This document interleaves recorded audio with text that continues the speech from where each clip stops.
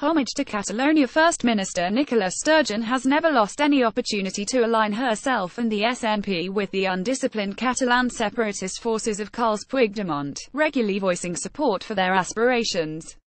When La Sturgeon voices support for anything, she tends to do so in a shrilly noticeable way. The Spanish government has noticed.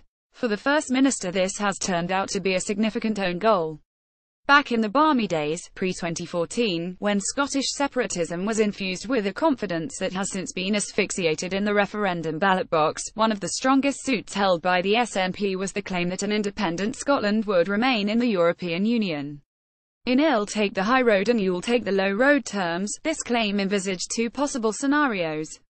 The first was that Scotland would never leave the EU even temporarily, but would seamlessly continue its membership with a few minor adjustments to accommodate its newly sovereign status.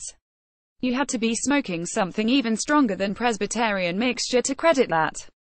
The low road, rather more plausible, was that an independent Scotland would exit the EU, as a formality, for about the same length of time as a Brexit transition period, however long that may be, then triumphantly re-enter the great European family, fortified in the interim by £9 billion of annual oil revenues, and live happily ever after. The fact that senior separatists could indulge in such pipe dreams demonstrates they had not taken the trouble to read through the provisions of the EU acquis, and who could blame them where they would have discovered a number of disturbing obstacles to their ambitions, including the perennial issue of Scotland's future currency. There was, however, a political obstacle that, in combination with EU law, could prove fatal to an independent Scotland's EU membership ambitions. The veto of any one of the existing member states would be sufficient to exclude Scotland. The obvious candidate for this role of aggravating Scotland's seldom dormant sense of grievance was Spain, concerned about separatist tendencies in the Basque Country and Catalonia. It was obvious to any observer that Spain was bound to veto the admission to the EU of any breakaway portion of a member state, pour encourager les autres. For the most part, the Spanish government refused to be drawn on the question of whether it would apply the veto to Scotland, on the reasonable grounds that Scottish independence was too remote a contingency to be formulated into government policy.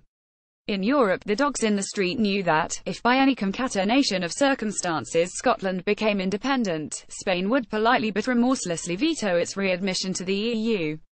It could not do otherwise without hugely encouraging domestic separatist movements. The SNP response was to fall back on its principal resource denial. Or, come on, Jimmy, the Spanish love us, we both hate the English.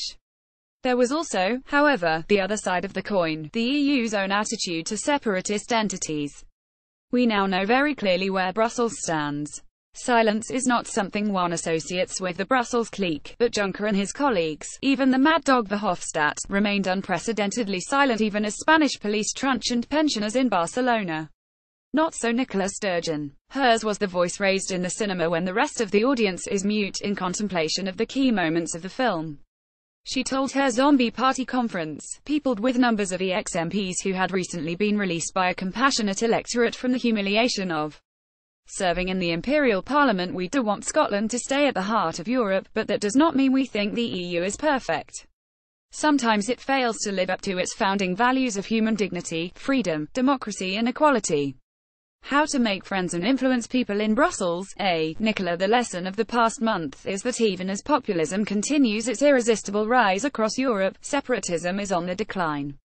In Catalonia, there is no doubt that every individual who supported independence turned out to vote for it, with unionists mostly boycotting the illegal plebiscite, but that produced a turnout of only 40%, of which 90% voted for separatism. That is lower even than the support for Scottish independence in the 2014 referendum. The other consequence of the Catalan debacle has been to demonstrate the massive resolve of the Spanish government, backed by huge demonstrations across Spain, to maintain the unity of the Spanish state.